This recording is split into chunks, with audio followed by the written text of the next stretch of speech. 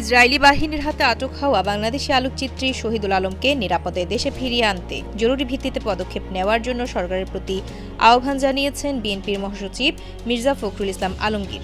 নিজের ফেসবুক পেজের এক পোস্টে তিনি এই আহ্বান জানান। অবরুদ্ধ গাজায় ইসরায়েলের নৌ অবরোধ ভাঙতে রওনা হওয়া ফ্রিডম ফ্লোটিলার একটি নৌযান থেকে বাংলাদেশি আলোকচিত্রী শহীদুল আলমকে আটক করে দখলদার বাহিনী। বুধবার স্থানীয় সময় সকালে কনসিয়েন্স নামের নৌযান থেকে তাকে আটক করা হয়।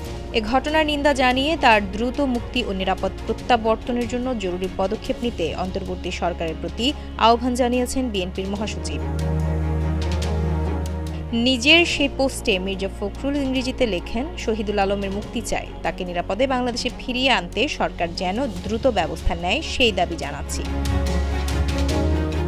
ইসরায়েলি সংবাদ মাধ্যমের তথ্য অনুসারে দেশটির নৌবাহিনী শহীদুল আলমকে বহনকারী নৌযান কনসিয়েন্স সহ ফ্লোটিলার সব নৌযান আটক করেছে। এদিকে টাইমস অব ইসরায়েলের খবরে বলা হয়েছে, তেল আবিব জানিয়েছে গাজার সমুদ্র অবরোধ ভাঙার চেষ্টা করা নতুন একটি নৌবহরকে তারা থামিয়ে দিয়েছে। গাজামুখী ফ্রিডম ফ্লোটিলার পক্ষ থেকেও জানানো হয়, তাদের জাহাজগুলো ইসরায়েলি সামরিক বাহিনীর আক্রমণের শিকার হয়েছে এবং উপত্যকার দিকে যাত্রা করার সময় বেশ কয়েকটি জাহাজ আটক করা হয়েছে।